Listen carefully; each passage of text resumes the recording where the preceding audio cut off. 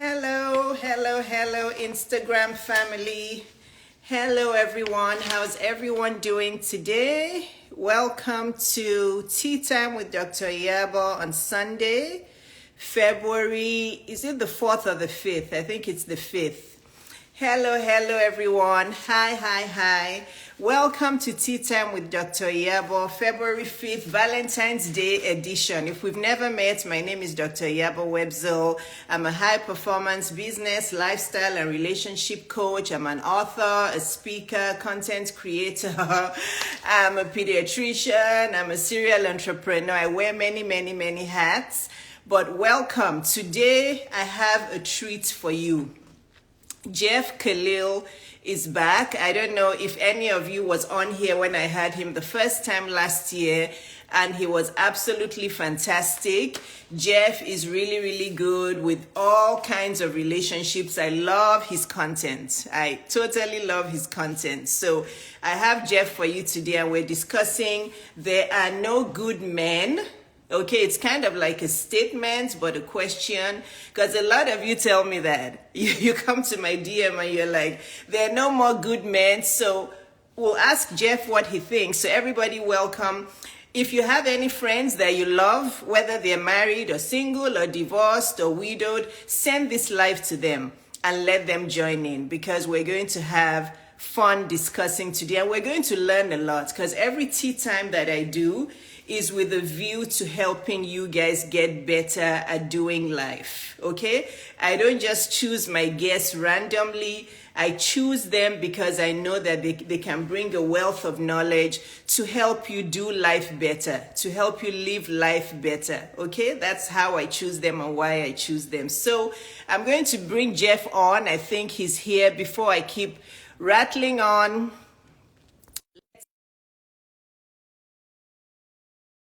everyone, tag your friends and let them come and join us on this live, because we're going to be talking relationships today. Okay? Yeah, somebody already says there are lots of good men. So yeah, let's hear what the expert is going to say. So Jeff, I hope you saw, Jeff, I did accept your request to join. I hope you can see it, and let's all just pray that that technology cooperates with us today, because you guys know how technology doesn't always cooperate. So let's pray that it cooperates. In the meantime, tag your friends, invite your friends to this live, and the way to invite them is you type their name on the comment section, you post it, and they'll see it and they'll join. Okay? Jeff, are you there? Jeff, let me know if you're having trouble joining. It says Jeff is unable to join. Oh, I think he's joining. Oh, you're there now. Okay. I'm like, hi there. How are you?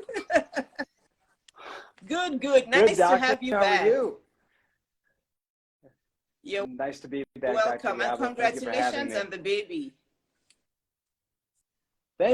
Thank you. Yes, he's happy, Thank healthy, God. and terrific. Did all you we say can he? ask for, Is it a boy? Good space. Yes. Little It is a little boy. Boy. So we got boy, girl, boy. So now. you have 3.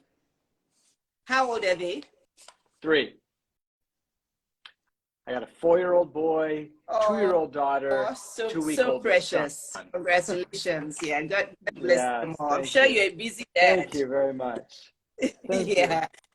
Very busy, but all good. It comes with the to territory, as have you know. Yeah, they're blessed to have you, and your wife is blessed to have you, and I'm sure you are blessed to have her. But yes, and tell your wife I said congratulations. Yes. So welcome back. So I'm just going to give everybody a brief introduction of who you are. You guys know that the best way to learn about the guests that I bring on is to follow them, okay? So just start following Jeff now so you can gain from his content, because I'm telling you, I gain a lot from his content. There's so many things that I read, and I listen to him, and I'm just nodding away, and I'm thinking, this guy is full of wisdom. You're full of wisdom. So women, if you want to learn, everybody just start following him now. But Jeff is a business leader, helping run 5 brands by leading a team of 40+ people. And through his experience of going through narcissistic abuse and having his self-worth completely shatter, he founded the online course program called the Self-Worth Rediscovery Roadmap, where he helps women who have suffered a self-worth shattering breakup. You know, he helps them rediscover themselves, rediscover their confidence, and do a lot better personally and professionally. So that's what he does in a nutshell. But we're just going to dive in straight away. The topic for today is there are no good men with a question mark, right? So, Jeff, there are no good men. All men cheat. All men are jerks. These are common statements that women tell me. They come to my DM and they tell me all of that, and they have all of these complaints about men. What's your opinion on why women believe these statements? So, interestingly enough, we're in the same boat. So the vast majority of the people that are attracted to my page are women. So I have 75–80% of the people that follow my content are women, and they say very much similar things. And where it's come into play is what have people gone through in their life that's given them this stipulation that all men are bad. So that usually it's like one guy or two guys suck. And what happens is they then attach that in order to protect themselves that all men are bad. So what it does is it pushes the accountability onto the men and off of you and says, well, I can't find somebody because all men are bad. So I'm perfect, but everybody else sucks. And really what it comes down to, in my opinion, is we tend to, as a society, treat symptoms to problems. So we look at, why the men as the issue, or the sniffles when we're sick as the issue, instead of really, what is the root problem? And everything in life is internally, then it goes out externally, right? So if we're finding that men are consistently a problem in our life, the first thing we should really be looking at is, where am I looking? What do I believe? What are my core values? Where's my confidence at? Where's my self-esteem at? What am I willing what is self-respect to me? What is respect to other people? And then really, what are boundaries? What boundaries can I set for myself and to others? And that allows you to get solidified in your foundation.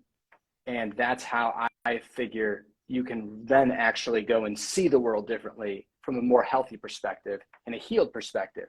That's the difference. So basically what you've said in a nutshell is really powerful. What you're saying is that women should be looking internally first to ask themselves some questions. You said it. Okay. You said it. So correct. Somebody has already typed here, well, some men don't know what they want. Do you want to comment on that? Some men absolutely don't know what they want. Many, I would even say people just don't know what they want. And hear me out. Like, I'm a guy, and I know that what I say is teetering a fine line. And when I work with anybody, if I constantly think about this person doesn't know what they want, or that person, I can't help them because I can't control the other men. I can't control the sister or the brother or the cousin that's hurting you. The only thing that we can control is ourselves. And so you're absolutely right. Many men don't know what they want. But here's the kicker. If you are hyper clear on what you want, what you're looking for, the people that you attract, or when you find somebody that doesn't know what they want, you move away from them quicker. So then it leaves for further hurt to be less of an option. Before you get invested in somebody, before you really commit, you're very clear on the things that you need to ask in order to see if your core values and your strengths and your confidence align. And that is with that person. True, Jeff, but some women think that you shouldn't know what you want too much. I don't know how to phrase this. So they feel that, because when I tell women, write a list, I wrote a list when my 8 years of divorce. I wrote a list. I wrote a list and I changed the list back and forth. I refined it until I was happy with what I had on there.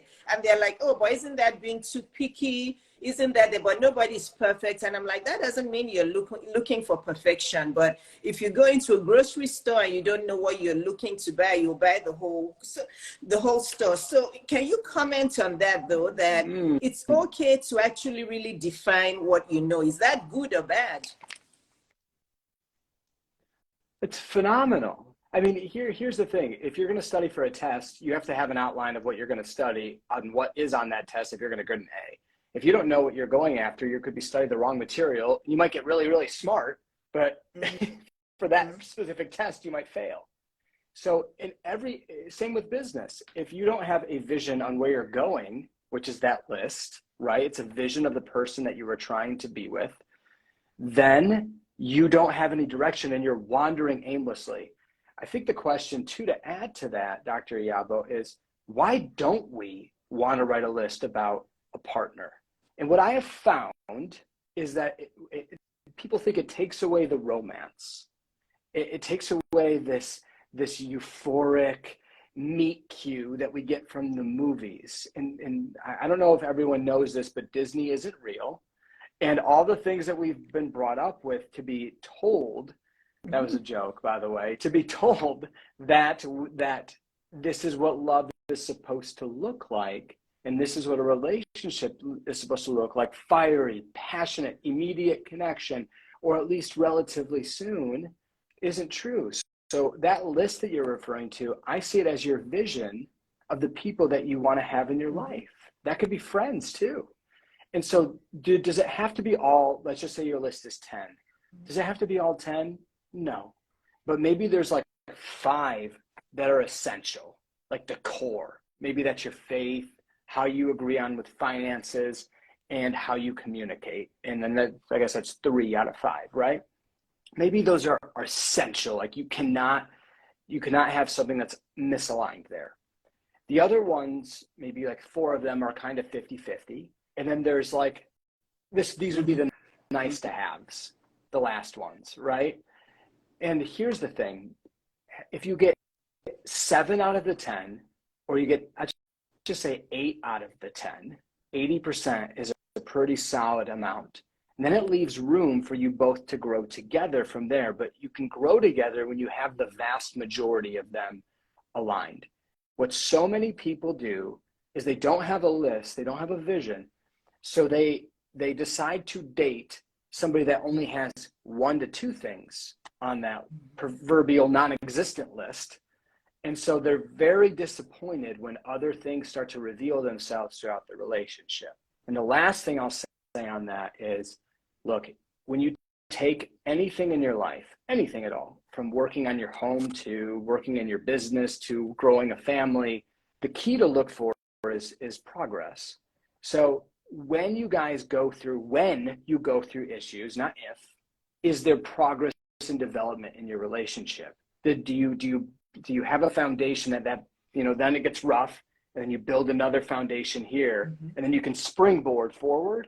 Or does he never, ever, ever grow from things that he messes up with and things that you mess up with?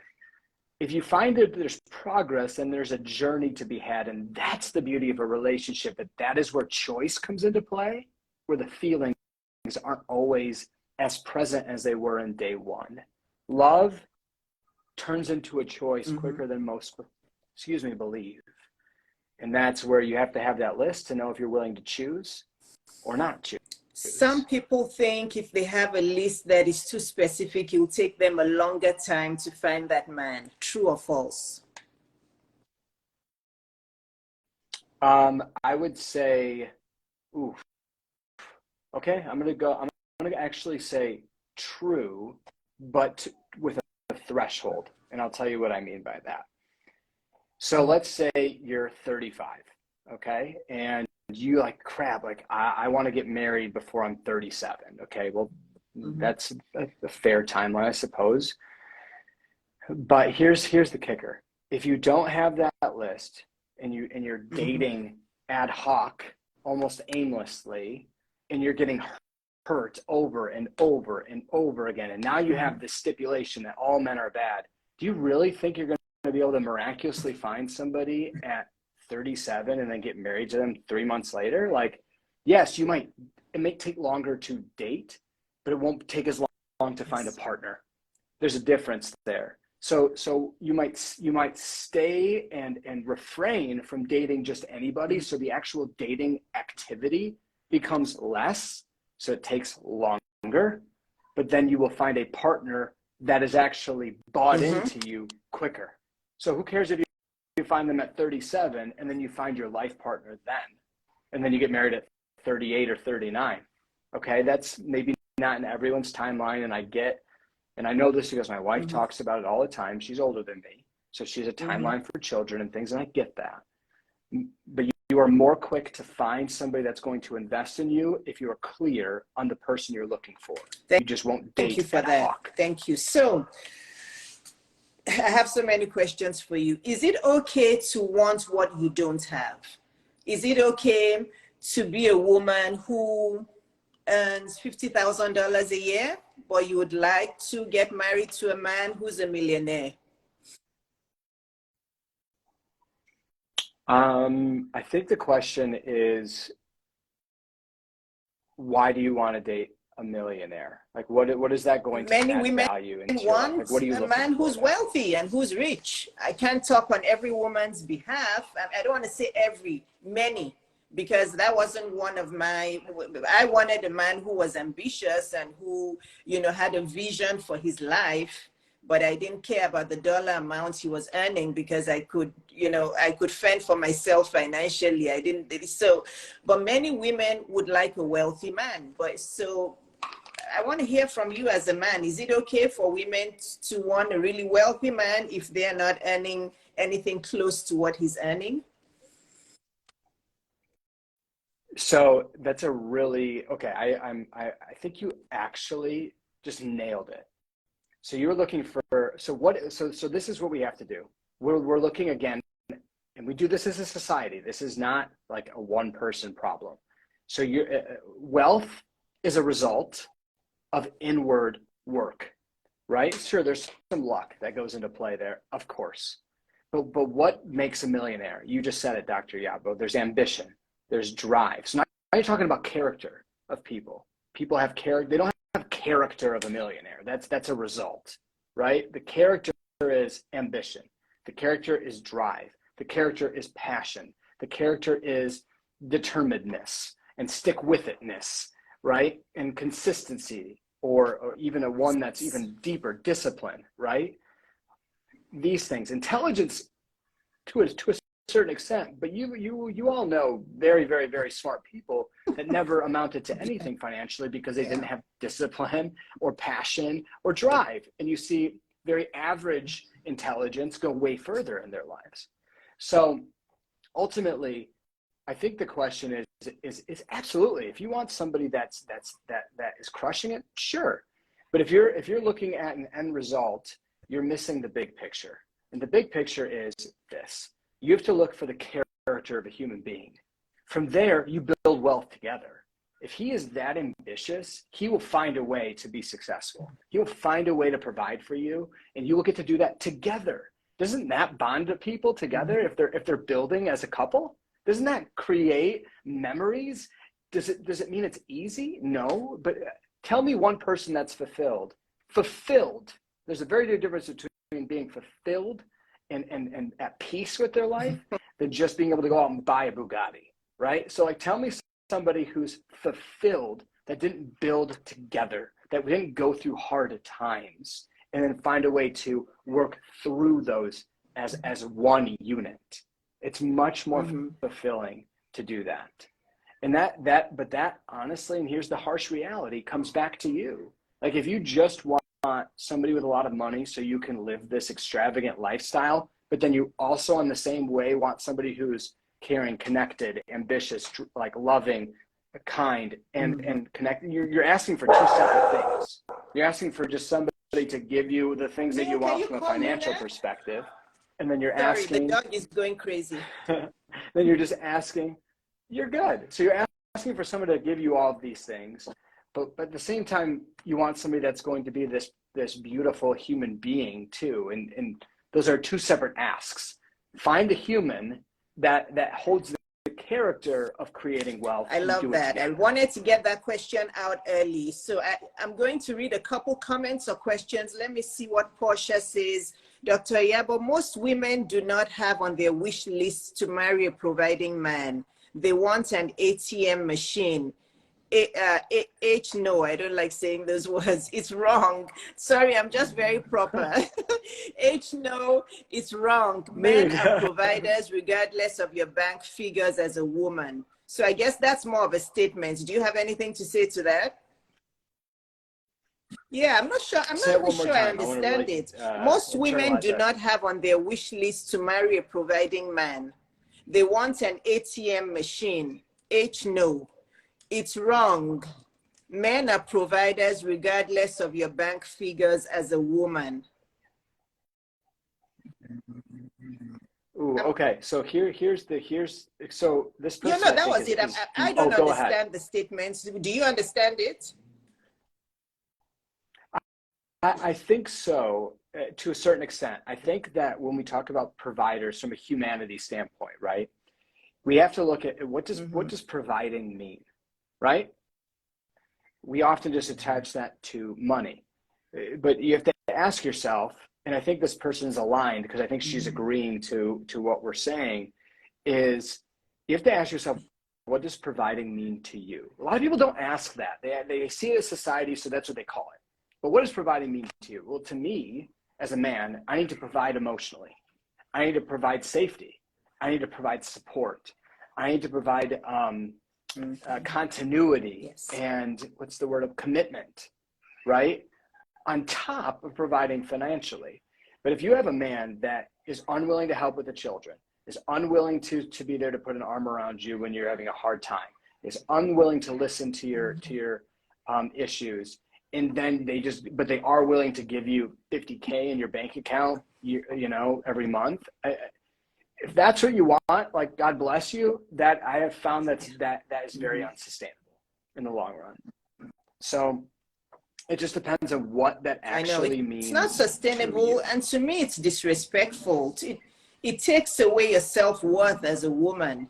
Because, you know, women life, as you get older, I'm turning 53 this year, and I know there's still some 50-year-olds who think that materialistic money is important, but it's really not that important. There's a lot more to life than money. So if a man is buying your affection or your presence from money, that can only last a while. You're going to get to a certain point in your life where you're going to be like, what do I even need all this money for? He's never home. He's never here. You know, it's like, yeah, so, you know, but you'll get there hopefully. Even if you're enjoying it now, your 20s and 30s, you're not going to enjoy that money for a long time. While we were talking about lists and vision, somebody typed, some women are attacked as being masculine for asking questions. I think maybe she's thinking that we're saying, you know, they should have a list and ask the men those questions. So she says, you know, women are attacked as being masculine for asking questions. It's a statement, but you want to comment on it?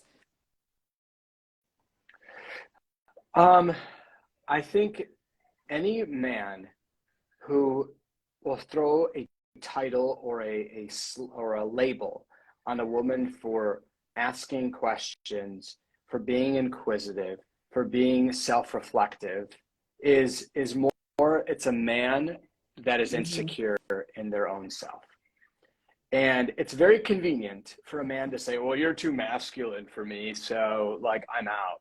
You know, are you threatened? Are you threatened by somebody just being willing to ask and seek to understand deeper than what is on the surface? That to me is a red flag that showcases insecurity in that human being. Ultimately, a man should be willing enough to allow themselves and the person they're with the freedom to ask, to seek, to understand anything. That creates a more self-aware and a more understanding human being, regardless of masculinity or femininity. The second half of that is, sure, women are way higher on the estrogen threshold than men are, right? then women are really high or males are higher on the testosterone threshold than women. And ultimately, yes, that determines somebody's masculinity and femininity from a biological standpoint, but both men and women have estrogen and testosterone. So there's a willingness to at least be at a place to understand where each other are coming from. But I think it's a scapegoat for people to then just allow that to dictate their decisions. It's another instance of women that make more money than men, and it freaks men out. But here's the kicker: you are taking one of like 19 different ways of providing for each other and making yourself feel less masculine because of it. I think is folly. You're not seeing the big picture. You're seeing a very tunneled vision approach of where it goes. Men can make a lot of money, women can make a lot of money, but both of each other can provide emotionally different things that are both beautiful in their own right. And I don't see why we would have to put a label on that and make it sound like it's a negative thing. Oh, I totally agree. And it That's how took I me a feel. while to get there. I had to do a lot of internal work and a lot of pondering. And just, over the years, the 8 years I was single and divorced, I really had to search my heart because I was that way too. I would think to myself and say, you know what, I used to tell myself I needed to meet a man who was earning a lot more than I was, because I felt like if I didn't, that man would be insecure with my success. But I read a lot of books. My older sister talked me out of it. And I just, I grew and I pondered it, and I started to understand that that's just a very small piece of the puzzle. There's support, there's, a partner who is there for you, into old age, there's commitment, there's so many, there's emotional, emotional partnership, there's mental partnership, there's so many other things, but it took a while. So it took some work for me to get there. I just wanted to share that. So, so there are good men or not? Are there any good men out there? Yes or no? Are there good men out there? Is every woman who's on here who's single? Can you say that there's a good man out there for every woman who's single?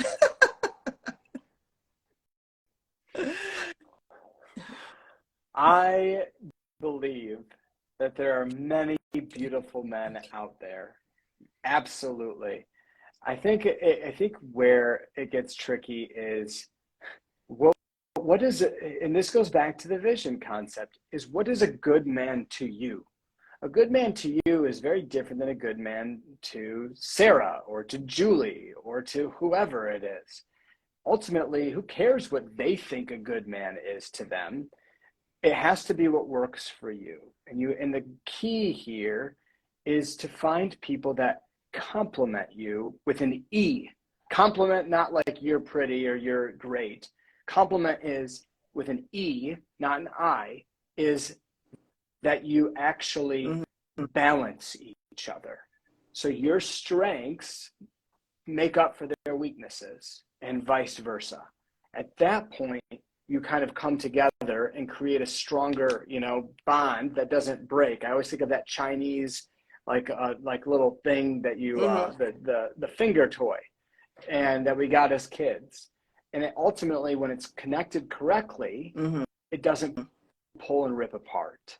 That's what I have found. So the answer is yes, but the answer is different for every person. Having said that, though, my next question for you actually was, even though every woman has a different list and a different vision, are there some minimum requirements that you think every woman should have? So let's say there's 10 women on this live right now who are getting frustrated with dating, and they've tweaked their list back and forth, and they just feel like there's just no good men out there. Are there some minimum requirements that all of those 10 women should have on their vision list or vision board? Yes. Underlying result is yes, but there'll be different answers for all 10 of them. So what I mean by that is the questions you would ask yourself is, does faith matter to you in a man? Then and then a little bit further, and what does that mean? Is it faith in a certain religion? Is it faith in a God or no God? Is it faith? What is faith to you, and can that align? That's one of the biggest breakup indicators in any relationship. The other one is finances. How we spend money, not how much we make, it's how we spend the money we do make. So if a man thinks that he should spend 60% of his net income on vacations, and the woman thinks that 60% of the net income should be going and reinvesting for their future, that's a very, very different way of thinking, right? So that at that point, she'll be mad every time he wants to go on a trip, and he'll be mad every time she wants to put it in the bank or into some investment fund, right? So there's finances and faith, and then there's family. What does family look like to you? Does that mean that you are family oriented? Does that mean that you don't want to be family oriented, and meaning that you don't have a good relationship with your siblings, your potential children? Do you even want children? There's certain areas on that. Now here's something though. Here's a little bit of a gray area. Is maybe she says she wants children. He says that he doesn't, but perhaps he says in the first date that he doesn't want children, but there's enough alignment that the dating continues. And so maybe 6 weeks from now, he's like, you know what, I can be open to having children. And then a year and a half from there, he's like, I really want children with you. So see that there's progress there. You have to then take what you need and allow it to grow to a certain extent. So that's family. And then the other one would be culture. And like I'm a Lebanese background. It was important to me to find somebody that either was Lebanese. It makes life a lot easier for me to be able to speak some of the language, to be able to do some of the customs, to have some of the family dynamics, because the way we are as a culture is maybe very different than that of a Asian person, or what have you. And then, but if they weren't Lebanese, then they at least needed to really appreciate my culture and love my culture for what it is, because it's really important to me. So that was on my list, right?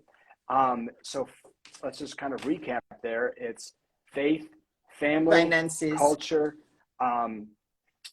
finances, and the last is politics. That's a no-go area. And so,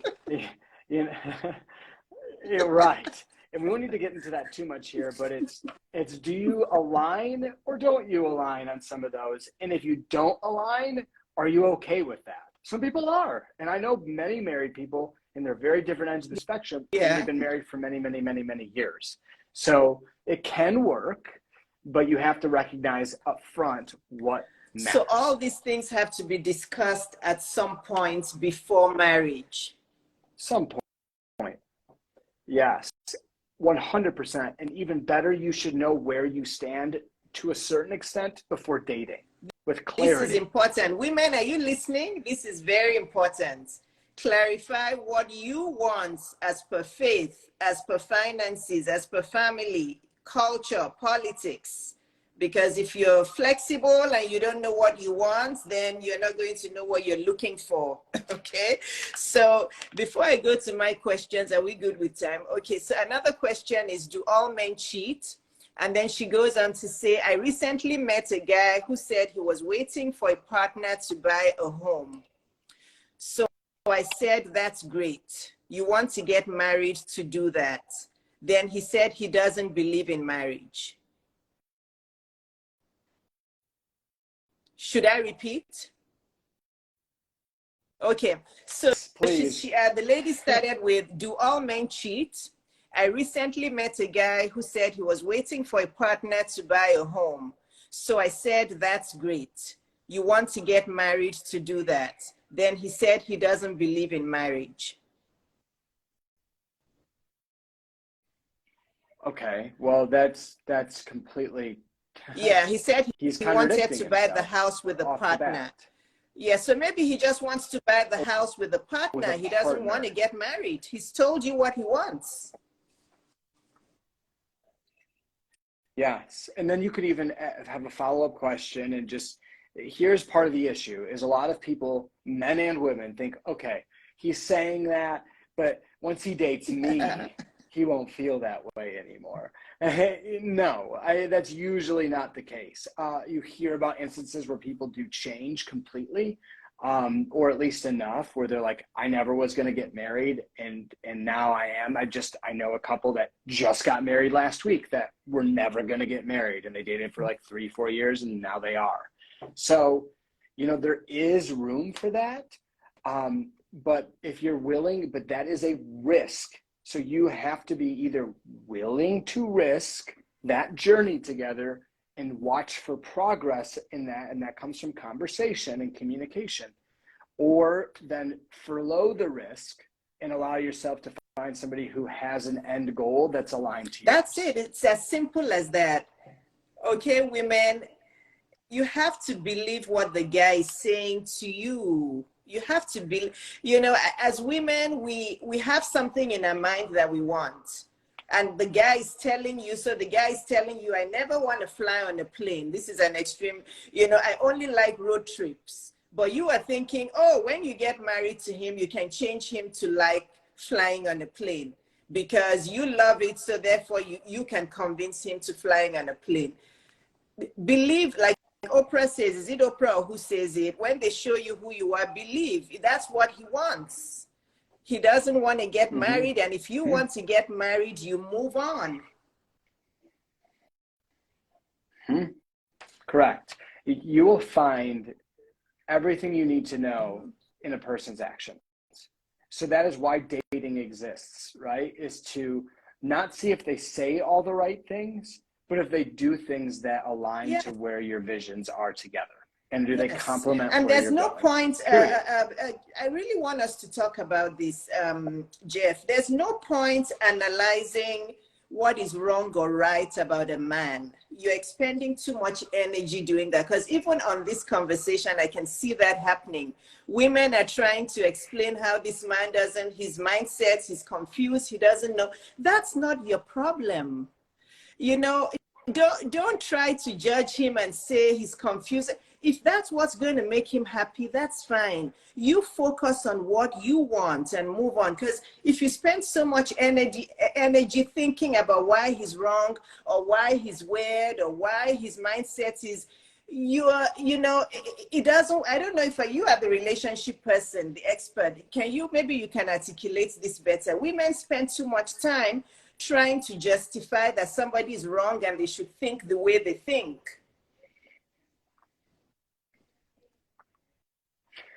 Yes, you're exactly right, Dr. Yabo. And you said what I'm saying at the very beginning of this conversation is we love to talk about external circumstances that we can't control, because it allows us to feel better temporarily about the situation that we're in. Ultimately, who cares? What really matters is what you want, what you believe, what you're going to do from the inside out first, because life is lived internally and then externally realized. And so if you do not understand your self-awareness, if you don't have a heightened self-awareness, if you don't develop the self-belief to challenge limiting beliefs that you have, which that would be a limiting belief, right? And then build a self-confidence that is unshakable, your self-worth is always in question. And so then you look for other people to attach your worth to that says, now I'm worthy because I gained this external thing, which couldn't be a further lie. And then we blame the other side of that spectrum, what's happened externally, to make ourselves feel better, to then validate our self-worth when it could already be validated by what we do inner work first. Then everything else kind of falls into place. That is as folly as blaming the weather and asking it for it to shift. One day it's going to be sunny, the next day it's going to be rainy, cloudy, and you have zero control over any of it. You can only control you, your mind, your behavior, your beliefs, and what you do and what you value and who you That's choose to surround it. yourself with. Please, guys, I So, hope you're listening to Jeff, okay? It's like you want a green apple, and the only apple you have in your house is red. You're never going to turn that apple into green. You know, you can complain and say, oh, it's not sweet, it doesn't have enough fiber, why is this apple so red? What? It's not going to change. It's actually as simple as that with men. I know I make it, but it's simple. You guys make it complex. If he's telling you something, believe it. And if that doesn't align with what you want, no matter how good looking he is, he could be as handsome as the handsomest guy in the world. You can't have him because he's not aligning with what you want. Okay? I am 23 and I'm going through a divorce after being married for 10 months. Sorry to hear that, love. I had ignored red flags and now I'm nervous about dating and currently have relationship trauma. How can I get past this feeling? So interestingly enough, these are the exact people I work with in my online course program.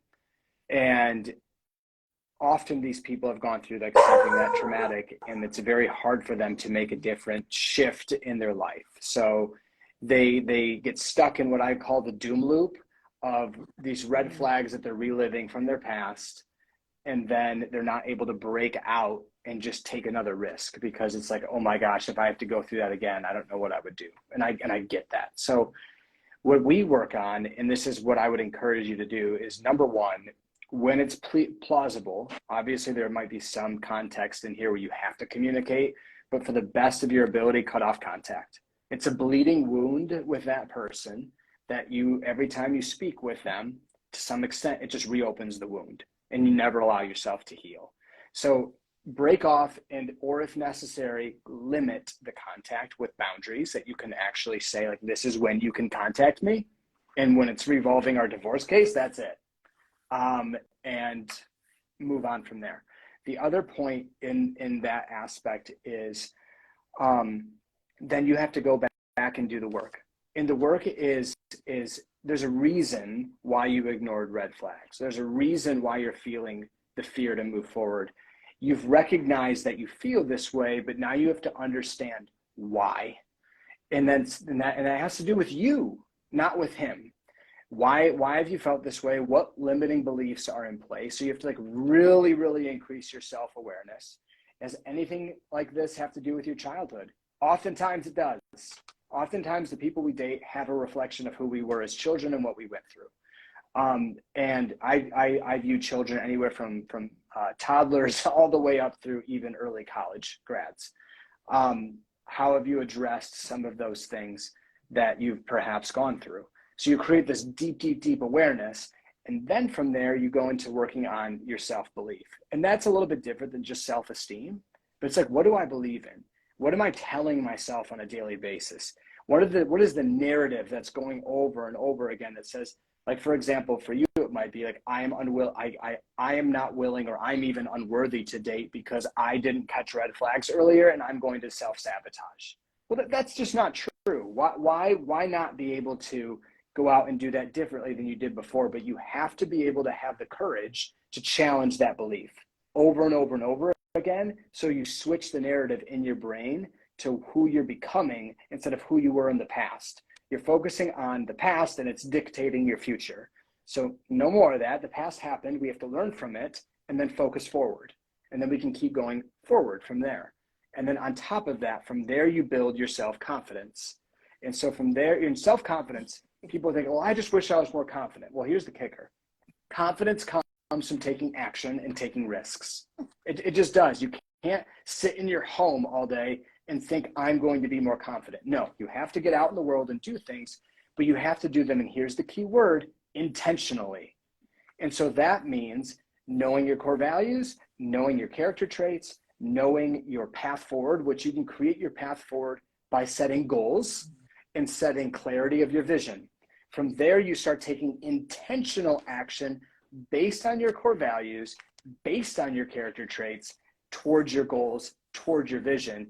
And then whatever you learn from there is just pure confidence. Sometimes you may fall, sometimes you won't. But see how that has nothing to do with a relationship yet? Like that is all there. That is your self-worth. So you have to rebuild your self-worth first. Self-awareness, self-belief, and self-confidence equals your self-worth. And then you're able to do the work of forgiveness. And the hardest person to forgive after you really work through the forgiveness of the other person is yourself. And allowing yourself to break free completely from your past. And now you're living toward the healed version of you instead of the hurt version of you. The hurt version of you is where you are today, and that will continue to create and attract more hurt people in your life. You have to switch that and move into the healed version of you, so then you attract more healed people to come in and bolster where you've already gone. Oh my Long-winded gosh. answer, but that It was it takes worth work. every penny. That the last 2 or 3 minutes you just spoke, women, if you're watching the replay or you're watching this, you need to rewind, fast forward, rewind, fast forward those last 2 to 3 minutes or 5 minutes that Jeff just spoke. Because honestly, I can tell you that that's probably 99% of what you need in order to win at relationships. It's 99% of what you need to win at relationships. Those of you who think they're thinking there's no good men out there, it's all about your self-worth, your self-belief, your self-awareness, your boundaries. It's all of those things, your self-confidence. And then Jeff said something that honestly changed my life, honestly, and I'm going to post this as a snippet. He said, you get confidence by taking action and taking risks. I've never heard it said that way before. It is so true. You can't sit in your house and complain that you have low self-esteem, you have low self-confidence when you're taking no risks and you're taking no action.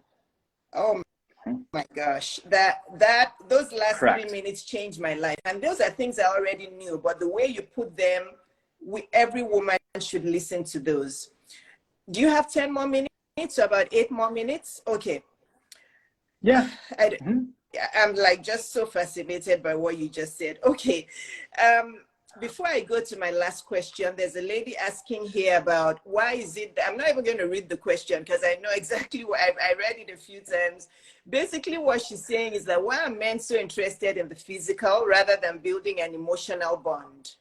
Why is it like that? Why are so many men interested in physical rather than emotionally bonding with women? Very interesting. Okay. So we can take this on a two-pronged approach. One is, I don't know where in the world that we have decided that we ought to be the same. I don't know why that is such an important battle in today's world. And let me be very clear. Equality of earning income. Absolutely. Equality of being able to do things such as have validity in voting, have validity in having an opinion, having validity in all of the realms that ability to grow in a company, ability to do all the things that men can have achieved. Yes, 1000%. I know that's not a figure, but as it's a euphemism to say, yes, it needs to be 100% equal. But to say that we're to eradicate our differences as man and woman is a complete disservice to who each other are. Women are so beautiful for things that are completely different than a man, and men are so beautiful for things that are completely different than a woman. And we still should be celebrated, not tried to make the same. I wouldn't want to date another me, and I'm talking not by man, but by personality and by needs and all those things. I wouldn't want that. So what I'm talking about is there's differences. First and foremost, men do have a deeper, like biologically, most men, not all men, but most men have a deep biological want for physical connection. And so do women. Women also want a physical connection. They want to experience that love physically in a beautiful way. Absolutely. The difference is how we get there. So men are not more in general. Again, these are generalities, but more visual than women are. There's a reason why women wear makeup, men don't. We're attracting different areas that we're trying to go after, right? So there's that aspect.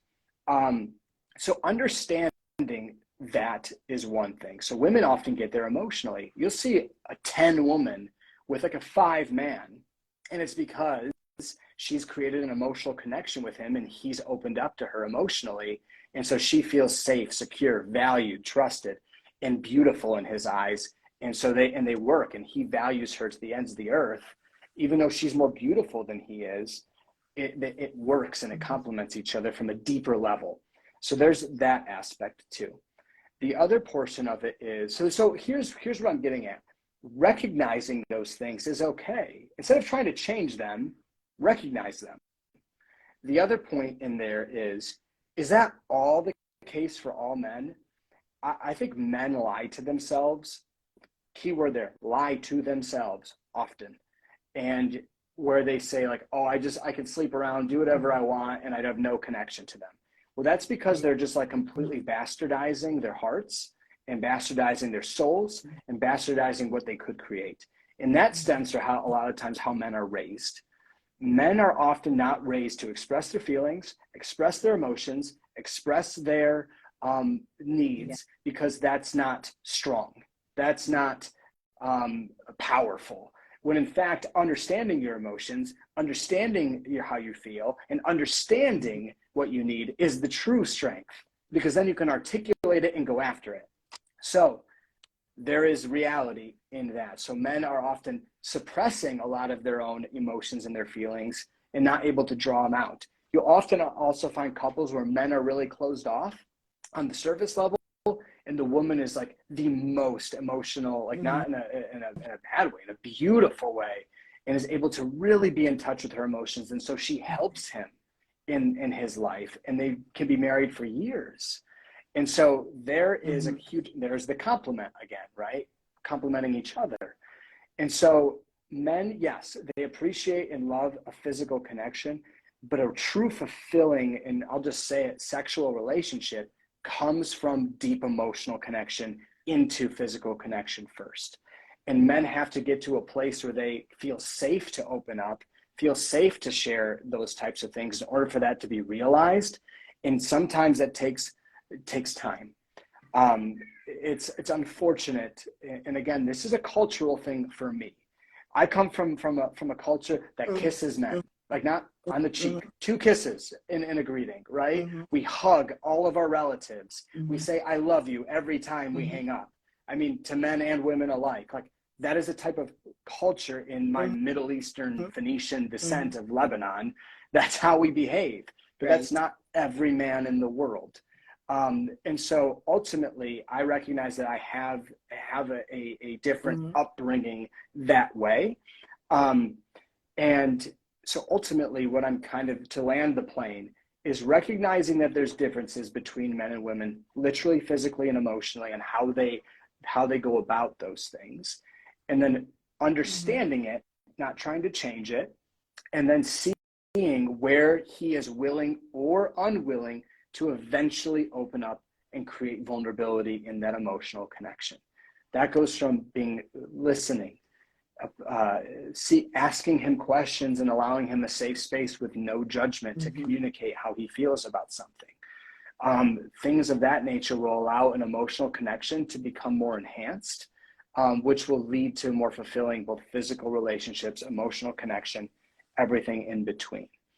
And then there's some men that are just so fearful of opening up, and they will never know that, and they just call it being manly, but it's truly a fear to being emotional. You'll just won't see that come about in their life. And that to me is really, really sad.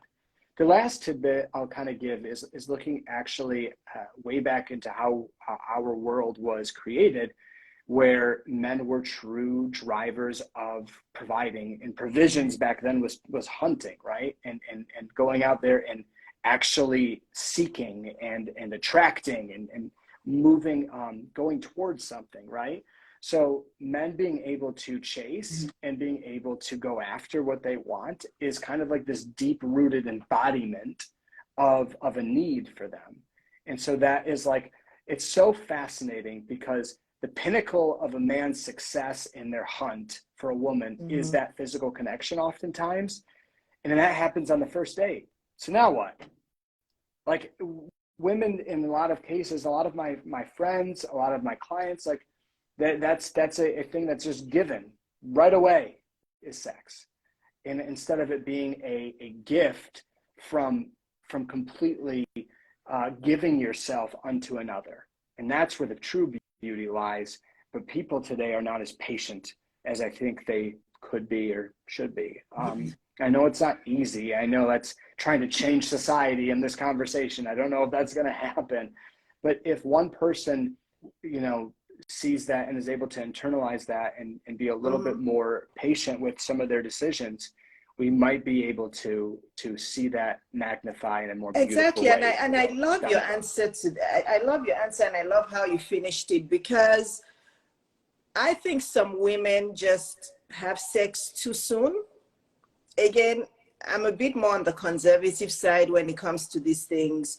However, it's okay to say no, right, Jeff? I mean, because if you're saying that absolutely men are too physical, or they want to get too physical too soon, we're allowed to say no as women, and a good man will respect that, correct? Absolutely. In fact, I have many stories of men that were considered as a tongue-in-cheek word, a player, right, growing up. And they were not used to being said no to. But the woman that was able to see his heart and still say, you know, today's not the day, fam. He was even more attracted to her because she respected herself. Can you repeat that? Because that is gold. The woman, please repeat it. I will. Okay, here we go. It is women, many men who were considered players end up finding a woman that she sees his heart and who he can be and who he is able to become. And so she goes after that. And when he moves in on physical tendencies that he's used to being able to be said yes to, she actually says no, exemplifying her self-respect, but still sticking around, still being there, still loving him. And he actually gets more attracted to her from that, because it's more of an opportunity of like, hey, I'm pursuing you. Just because you get married doesn't mean you shouldn't stop being pursued. I have to continuously pursue my wife, always, emotionally, physically, spiritually. All of it has to be pursued if I'm going to have a healthy relationship. It can't just be, we're married now, sex comes like that, connection comes like that, you know, whatever. No, if I'm expecting to grow and to have a healthy physical relationship with my spouse and being able to get deeper connected, I have to pursue her, take her out, and I still have to date her into perpetuity. Jeff, I'm telling you, I think we'll have to do this like once a year. I'll have to have you on Tea Time once a year. I'm game. Because I know this video is going to change a lot of women's lives, because we're saying things that a lot of women don't know, or they don't believe, or they've been told as lies. It's okay to say no. If he's trying to have sex with you too early and you're not ready, just say it with a nice smile on your face. I'm sorry, John, I don't want to do that now. It's too early for me. I need to get to know you better. Let's just have fun and get to know each other better. But I'm not going that deep yet. No sex for me. You don't have to fight. You don't have to cuss him out. You don't have to call him a terrible name. Just say it in your nice smiley face, feminine way. And I'm telling you, self-respect. Remember the last 3 minutes I told you Jeff talked about? The self-respect, self-belief, self-worth, that will change your life. If you want good men to run after you, okay, to be looking for you everywhere, take those statements seriously that Jeff talked about self-respect, self-worth, self-belief, because a lot of women struggle with those things. I know, because I work with you women. Last question, Jeff, then I'll let you go. Many women would like to experience true love with a great partner. We all, whether we want to, if we're heterosexuals, of course, whether we want to hide it or not, or say, I never want to get married, I'm tired, I'm happy single. Most women would love to be with a great partner that they love and adore and who supports them. Can you just give us a few tips on what women should be doing or not doing in order to attract that type of man? Yes. So you have a threshold. Everyone does. In what you're willing and not willing to allow. And for yourself. And if you don't respect yourself, if you don't have self-belief, if you don't have self-worth, if you're not aware of yourself, then how can you expect another person to treat you with a fraction of how you treat yourself? And so ultimately what it comes down to is how you treat you, how much you love you. And in terms of, look, we're all faulty, we're all human beings, but as long as you love where you're going and you love that you're trying every day and being the best version of you that you absolutely can be, you will find somebody that will value you about the amount that you value your own heart. And so you have to solidify yourself first and watch the other person never want to disrespect the value you place in your own heart. Huh. It makes total sense. I'm typing it. Solidify yourself first. Yeah. Yes. Yes. Yeah. Yes. Yeah. There's your threshold. And that's it, right? Is that everything that women need to know about attracting the right partner? Mm-hmm. Well, honestly, okay, I'll add one more thing is then taking action on that person that you want to become. People are more excited about somebody that has a vision for their life and a vision for their journey than somebody who is stagnant. You don't talk about companies, for business standpoint, you don't talk about companies that are stagnant. You talk about companies that are seeking to grow, that are seeking to change, that are seeking to add value. You don't talk about your friends that just sit around and don't do anything. You are more excited about being with the people that have passion, that have a belief in something greater than themselves, that are out there to really go out and get it. That draws people in. That's called, what's the word? Magnanimous. Is if a person's magnanimous, they're attracting to them because of the things that they're going after and getting. People, opportunities, situations, positive ones come out of the woodwork when you are taking action as this version of you. And people go after themselves. So if somebody hates themselves deeply and a man, they're down here and a man treats them just right here, that's a level up. But that guy's not even that tight, right? But if a woman's up here and she's believing in her full self, that man, and then he has to come here. Now he's a high value man. Huge difference. Jeff, huge difference. Thank you. I always love chatting with you. I respect all of the wisdom and all of the knowledge you carry around. And I'm so thankful to God that you didn't hide all of these gifts within you. I'm glad, no, because many people walk around, they don't use their gifts. I'm glad you're not one of those. You put it all out there to help people. And I know many people, their lives will be changed. Many women's lives will be changed from this. So thank you very much. Women, please follow Jeff. If you're watching the replay, go to the caption and follow him there. Jeff Kallil, please, and sign up for his course and his coaching and everything he has, because he's here to change your life. Jeff, thank you so much. We'll let you go back to your beautiful family. Thank you.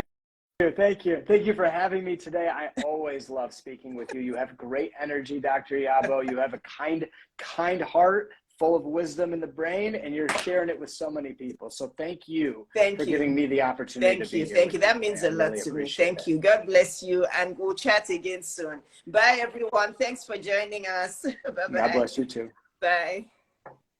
Goodbye.